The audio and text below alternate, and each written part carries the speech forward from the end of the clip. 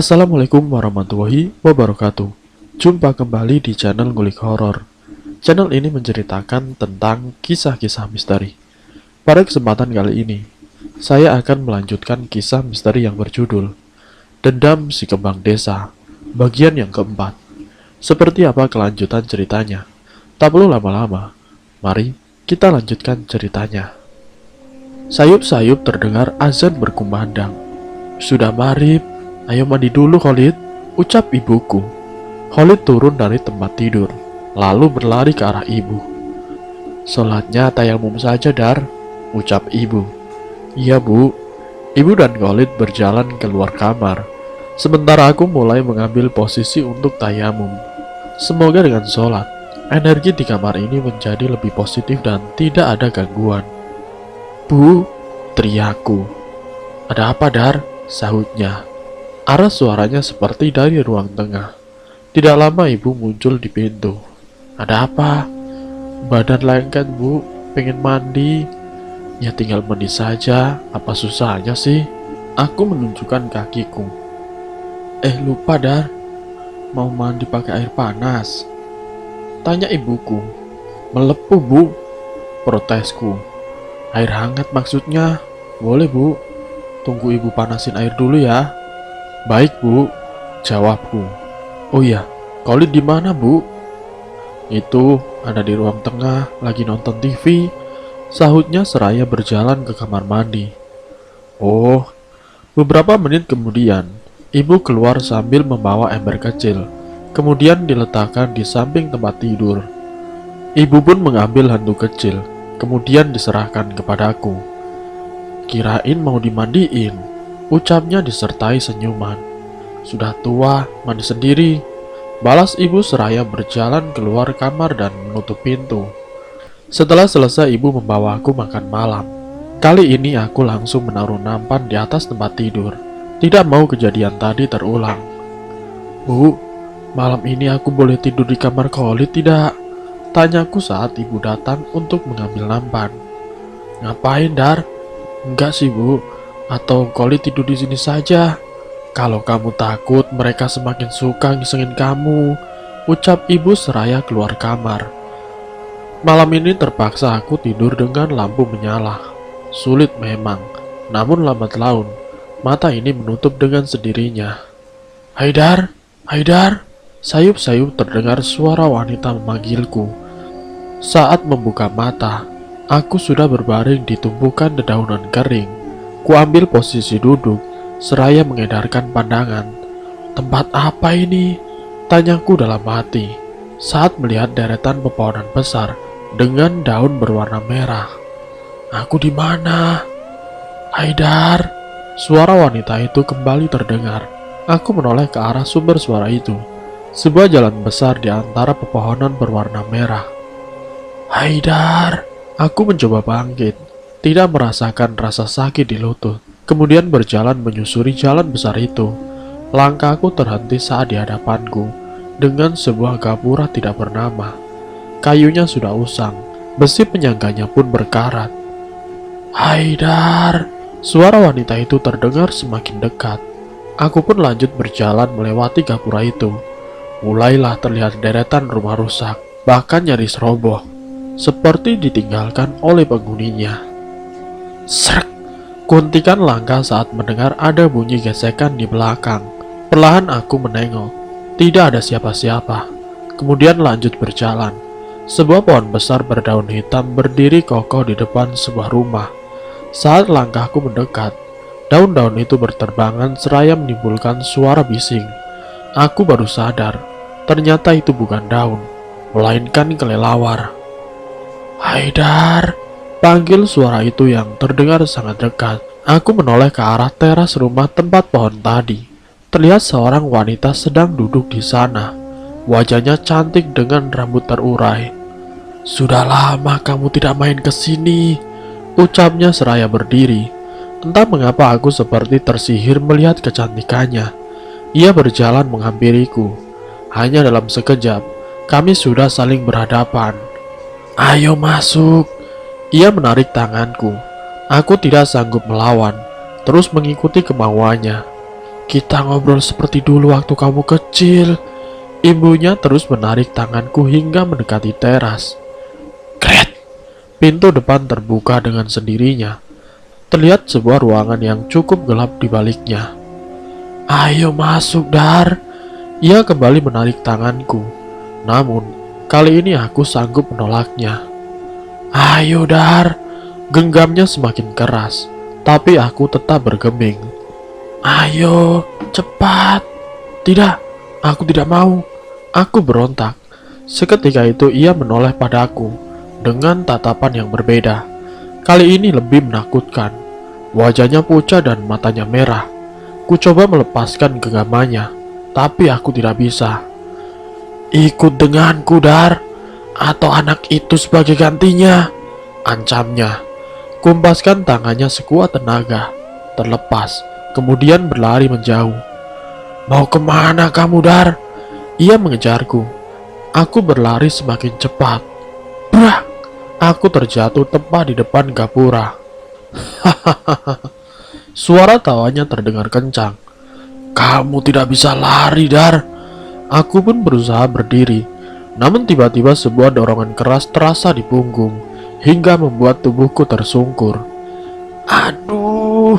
Teriakku kesakitan. Dalam posisi duduk di tanah, aku menoleh ke belakang. Kini wanita itu sudah berubah menjadi wujud yang sebenarnya. Wujud yang pernah kulihat sebelumnya, saat kecelakaan di mobil. Rahmi, gumamku. Hahaha.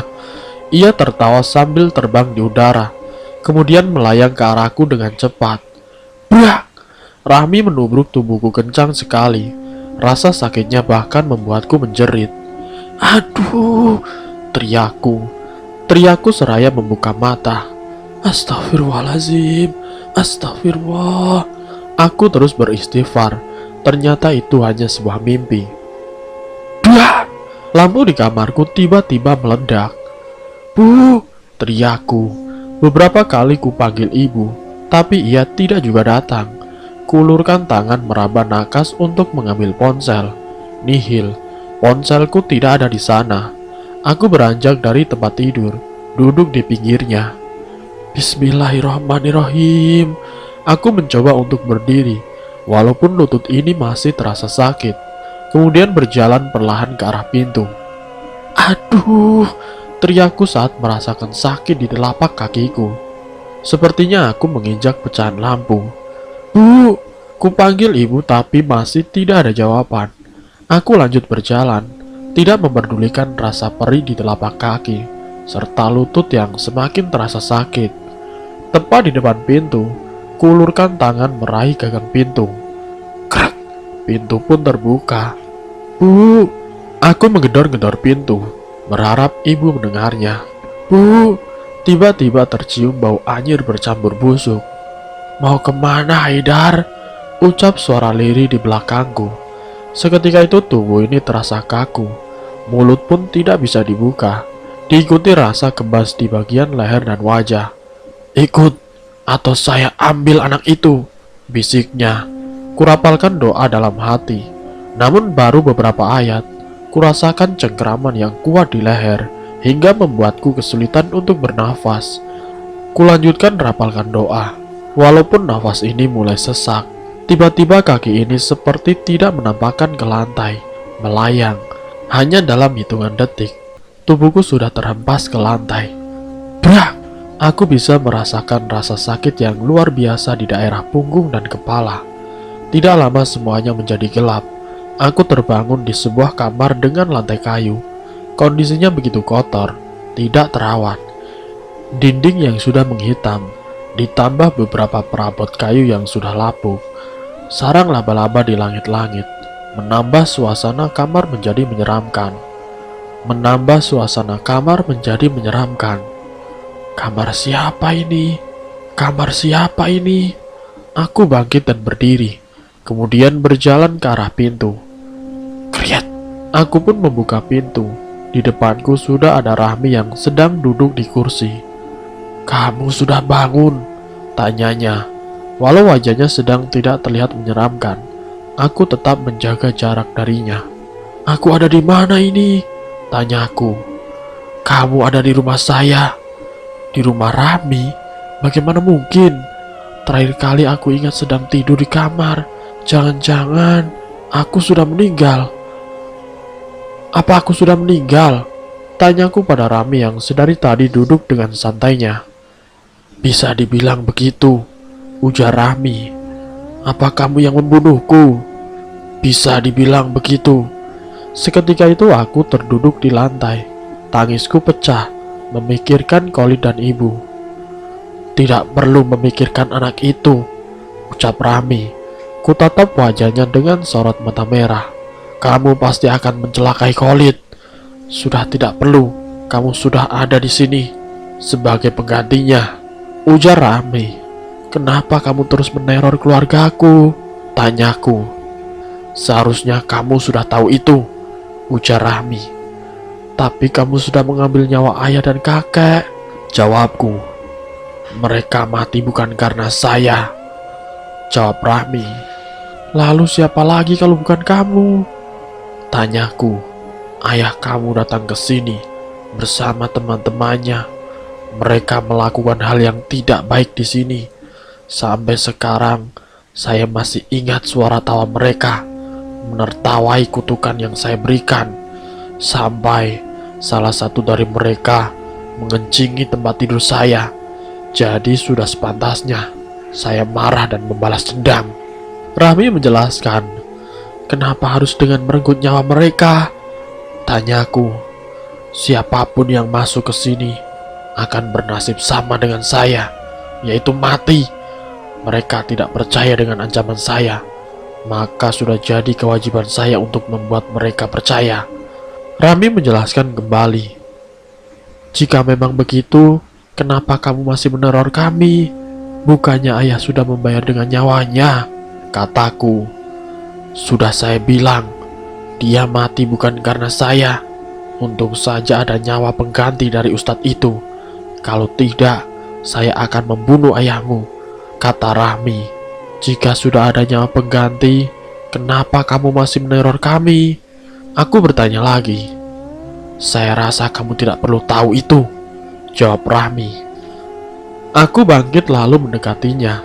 Saat akan memukulnya, tiba-tiba tubuhku terpental jauh hingga membentur tembok. Ini rumah saya, kamu tidak akan bisa apa-apa, ucap Rami. Ku coba berdiri dan kembali mendekatinya, melakukan hal yang sama. Tapi lagi-lagi, tubuhku terpental. Rami pun tertawa puas. Sebaiknya kamu harus terbiasa tinggal di sini, ujar Rami. Tidak. Aku berlari ke arah pintu depan, namun pintunya tidak bisa dibuka.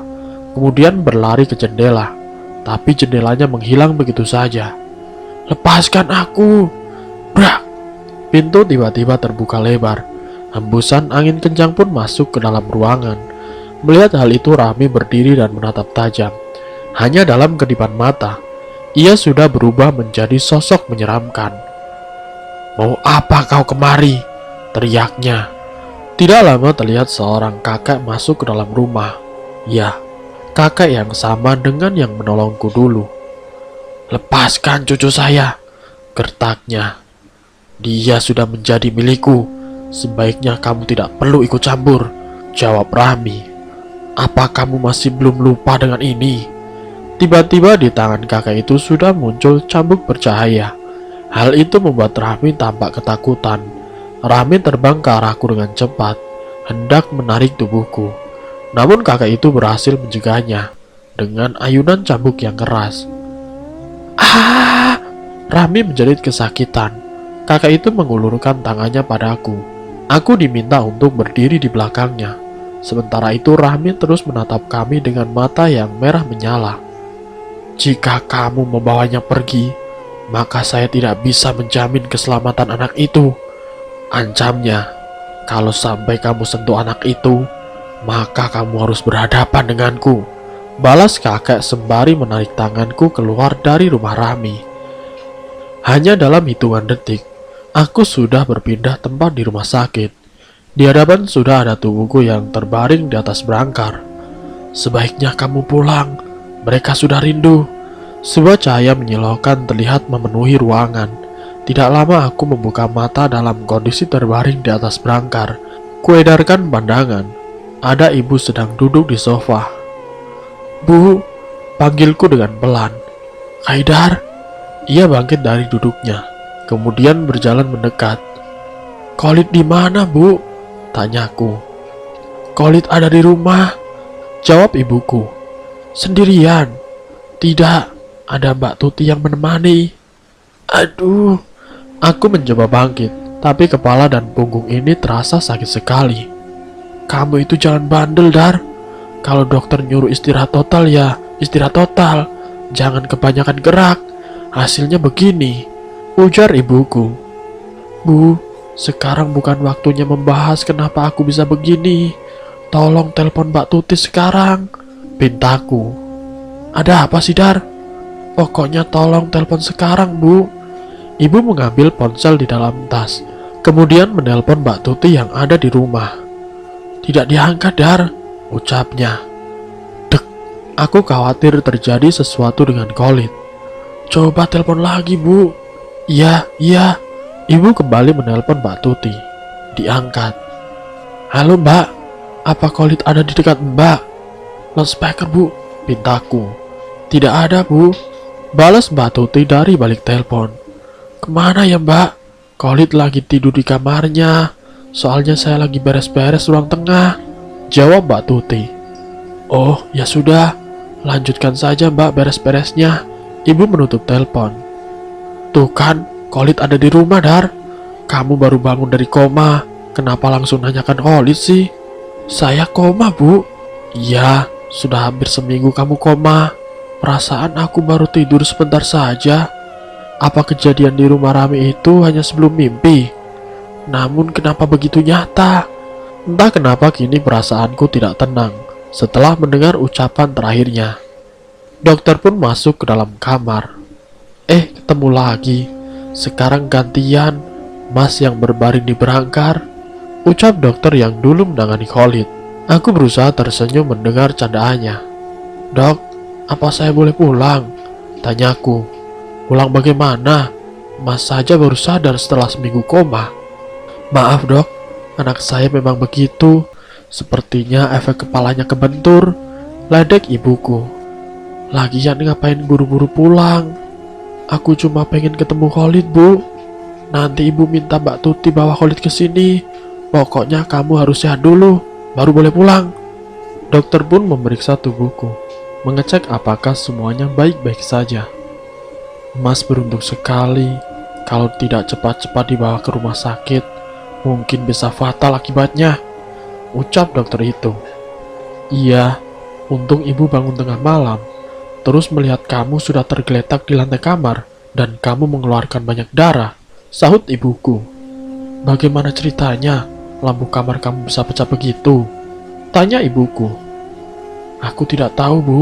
Tiba-tiba saja pecah," balasku. "Kenapa kamu tidak memanggil ibu?" "Aku sudah manggil, Bu. Tapi ibu tidak bangun-bangun. Ibu tidak mendengar kamu manggil, Nak. Mungkin ibu tidurnya sudah terlalu nyenyak." Lalu kemudian dokter memegang lututku. "Ini sakit, Mas?" tanyanya. "Tidak, Dok," jawabku. Kemudian ia menekuk kakiku dengan perlahan. "Sakit, Mas?" "Enggak, Dok." "Coba gerakin tangannya." Aku pun menggerak-gerakan tangan dari jari. "Sekarang nengok ke kanan dan kiri. Masih ada yang sakit di belakang leher, Dok. Coba Mas menghadap kanan." Aduh, sakit di punggung langsung terasa. "Ini sakit, Dok. Mungkin butuh beberapa hari atau seminggu sampai bagian punggungnya benar-benar bisa sembuh total," jelas dokter itu. "Itu dengar, jangan pengen pulang mulu, seperti anak kecil saja," omel ibuku. "Iya, Bu, baik. Sementara istirahat total dulu di sini, Mas," ucap dokter. "Jangan lama-lama, Dok. Saya takut bila nanti tidak bisa membayar," balasku. "Ibu sudah urus asuransinya, Dar," sahut ibuku. "Bu, telepon Mbak Tuti lagi dong," pintaku. "Tadi kan sudah," sahutnya seraya duduk di sofa. "Aku pengen dengar suara Khalid, Bu. Ayo dong, Bu." "Ya Allah, kamu itu dari tadi kenapa sih? seperti ada sesuatu yang disembunyikan saja.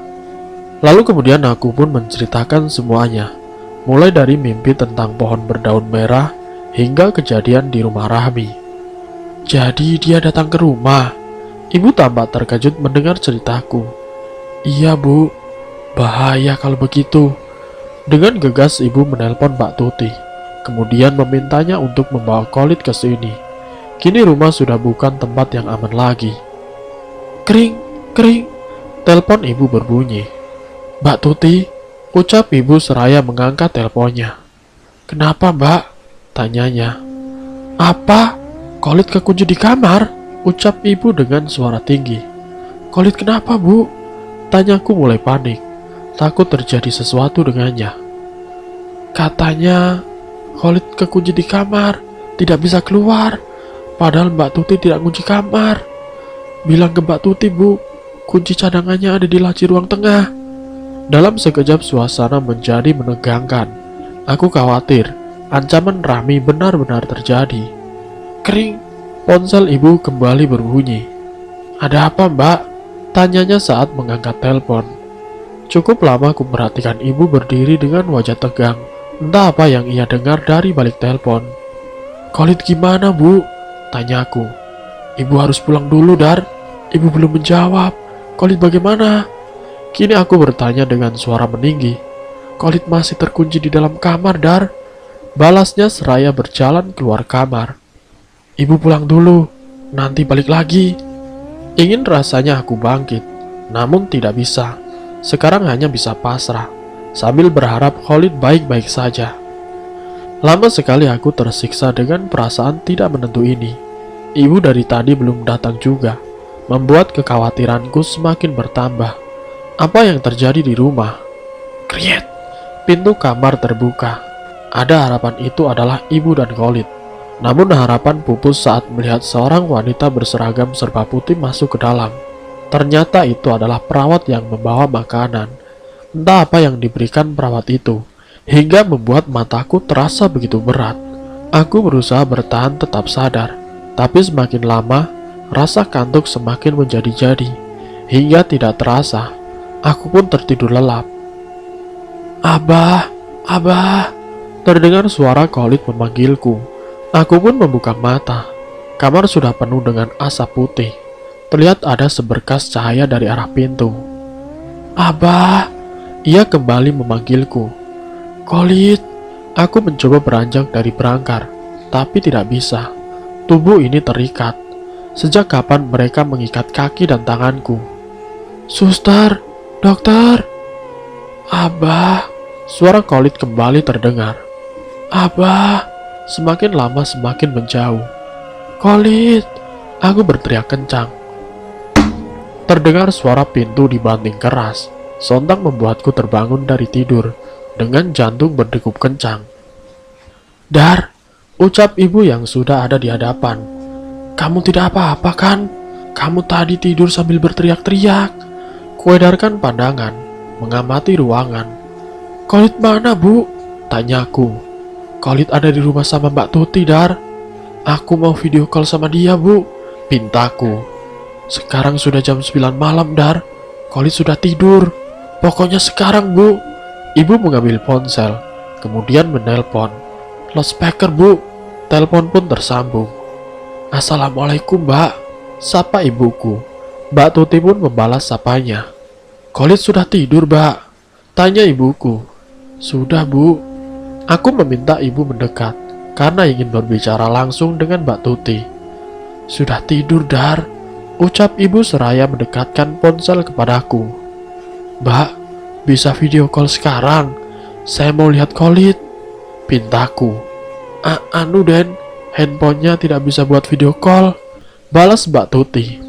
Tuh kan, ucap ibu dengan pelan, kemudian berbicara dengan Mbak Tuti, lalu menutup teleponnya. Besok ibu bawa Khalid ke sini, ucapnya seraya duduk di sofa. Janji ya bu? Ya, sudah malam, sebaiknya kamu istirahat. Iya bu. Kutenangkan diri seraya memejamkan mata. Abah. Dalam tidurku, kembali terdengar Khalid memanggilku. Kubuka mata. ternyata ada di dalam kamarku. Kriet! Pintu kamar terbuka dengan sendirinya. Terlihat ada bayangan hitam melintas dengan cepat. Abah! Suara Khalid memanggilku. Sontak aku beranjak dari tempat tidur, kemudian berjalan keluar. Khalid! Panggilku seraya berjalan melewati lorong ke arah kamarnya. Abah! Ku percepat langkah menuju kamarnya. Kerak! Pintu kamarnya terkunci. Ku panggil Khalid sambil mengetuk pintu, tapi tidak ada jawaban. Hahaha! Terdengar suara melengking dari dalam. Suara wanita. Jangan-jangan itu adalah Rahmi. Spontan ku dobrak pintu dengan sekuat tenaga. Brak! Pintu terbuka. Kini aku bisa melihat Khalid sedang berdiri di dekat tempat tidur. Tepat di belakangnya ada Rahmi yang sedang memegang tubuh dan menutup mulut Khalid. Saya bawa anak ini sebagai gantinya, ucap Rahmi kemudian terbang menembus jendela sambil membah Khalid. Khalid! Teriakku seraya berlari ke arah jendela yang tertutup rapat. Dar! Dar! Kurasakan getaran di tubuh. Kubuka mataku. Ternyata ibu sudah berdiri di samping berangkar. Kutatap wajahnya yang terlihat cemas. Ibu bohong, Hardiku. Bohong apa, Dar? Khalid tidak ada di rumah kan? Ibu mengalihkan pandangan, tidak berani menatapku langsung. Jawab, Bu. Kini aku benar-benar marah. Ibu menatapku dengan air mata yang mengenang di sudut matanya. Khalid hilang, Dar. Ucapnya kemudian mulai menangis. Aku berusaha bangkit, tapi ibu mencegahku. Ibu sudah meminta bantuan untuk mencari Khalid, Dar. Kamu sabar dulu, ucapnya. Air mata terjatuh. Khalid di bawah Rahmi, Bu. Balasku terisak. Kamu tahu dari mana, Dar? Aku melihat sendiri, Bu. Tadi. Maksudnya melihat di mimpi. Iya, Bu. Rahmi masuk ke kamar, terus membawa Khalid pergi. Mimpi itu cuma bunga tidur, Dar. Jadi tidak boleh terlalu percaya. Belum tentu kalau Rahmi yang membawa Khalid, Dar. Ibu tidak melihat langsung. Ibu juga tidak merasakan apa yang kurasakan selama koma. Maksud kamu apa, Dar?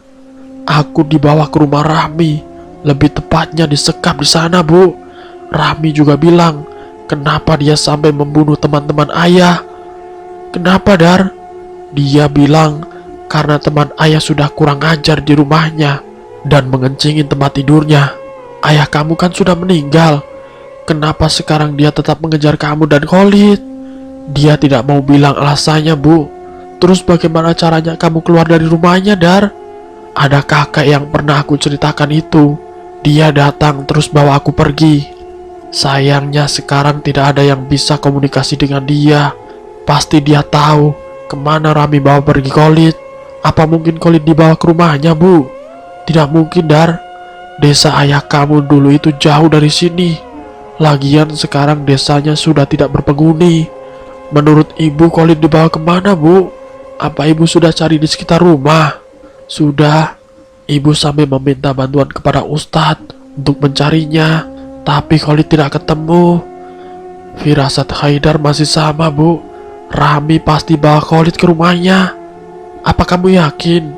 Yakin sekali, Bu. Besok ibu dengan Pak Ustadz akan cari ke sana. Aku ikut, Bu. Kondisi kamu masih begitu. Mendingan kamu istirahat, biar cepat sembuh. Singkat ceritanya, keesokan harinya, ibu pamit pulang. Ia mau bersiap-siap untuk pergi ke desa Tegalrejo, desa tempat kelahiran ayah, di dekat Gunung Ciremai. Sementara aku hanya bisa mendoakan ibu agar bisa menemukan Khalid di sana. Sayangnya aku malah mendapatkan kabar buruk. Khalid tidak ditemukan di sana. Rumah Rahmi pun sudah rata dengan tanah. Lalu kemana Rahmi membawa Khalid pergi? Abah, main, Bah, ucap Khalid seraya berlari di ruang tengah. Sementara aku duduk di sofa sambil mengamati gerak-geriknya. Abah, panggilnya lagi. Tidak terasa bulir-bulir bening jatuh di sudut mataku. Entah kenapa ingatanku tentangnya tidak juga menghilang. Padahal ini sudah hampir 2 tahun ia menghilang. Selama ini aku sudah berusaha mencarinya. Mulai meminta bantuan kepada ustadz, kiai, ataupun orang-orang yang dulu pernah tinggal di desa Tegalrejo. Namun hasilnya nihil. Khalid benar-benar menghilang tanpa jejak. Ada yang bilang Khalid dibawa oleh Rami ke puncak gunung Ciremai. Ada juga yang bilang ia disembunyikan di rumahnya. Entahlah, aku sudah beberapa kali pergi ke desa mati itu, tapi tidak ada sedikit pun petunjuk. Abah, Khalid berdiri di depanku, seraya mengembangkan senyumannya. Jangan nangis, sekarang aku sudah bisa main sama teman-teman, Bah. Kemudian ia menghilang dari hadapan. Hampir beberapa bulan sekali aku kembali ke rumah ini, hanya untuk melihatnya dan mendengar ucapannya yang selalu sama. Walaupun raganya kini tidak bisa kusentuh, tapi dengan melihatnya tersenyum saja, aku sudah senang. Setidaknya ini bisa mengobati luka hati yang tidak kunjung sembuh. Dar, panggil ibu mengganggu lamunanku. Iya bu, kuseka air mata, seraya berdiri. Ayo pulang nak, ajaknya. Aku melangkah keluar dari rumah yang tidak bisa lagi kuhuni karena terlalu banyak kenangan Khalid di sana. Aku menutup pintu. Kamu mau sampai kapan begini terus, Dar? Tanya ibuku. Hari ini terakhir, Bu. Soalnya rumah ini sudah ada yang mau beli. Jawabku. Kamu beneran, Dar? Mau jual rumahnya? Tanya ibuku. Iya, Bu. Daripada rumahnya kosong. Jawabku. Ibu dukung apapun keputusan kamu, nak. Terima kasih, Bu. Kami pun melangkah masuk ke dalam mobil. Kubuka jendela samping, seraya menatap rumah untuk terakhir kalinya. Abah, kulihat Khalid berdiri di teras, melambaikan tangan ke arahku. Mungkin itu adalah ucapan perpisahan darinya. Dan sekian, itulah kisah misteri yang berjudul Dendam Sang Kembang Desa. Semoga dari kisah ini bisa menambahkan wawasan untuk kita semua, dan semoga kita semua selalu dalam lindungan Allah Subhanahu wa Ta'ala. Terima kasih untuk kalian yang sudah mampir di channel kami. Jika kalian tertarik dengan video kami, silakan tekan tombol like, share, dan komen. Tekan subscribe untuk mengikuti video-video kami yang selanjutnya. Wassalamualaikum warahmatullahi wabarakatuh.